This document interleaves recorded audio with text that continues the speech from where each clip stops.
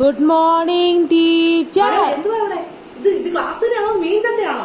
അതോ നിങ്ങൾക്ക് ആർക്കും എന്റെ ക്ലാസ് ഇഷ്ടമില്ലെങ്കിൽ ഇറങ്ങിപ്പോവാ. നിങ്ങൾക്ക് ആർക്കും ഇൻട്രസ്റ്റ് ഇല്ലെങ്കിൽ ഇറങ്ങിപ്പോവാ. എനിക്ക് ഒരു നിർബന്ധവും ഇല്ല.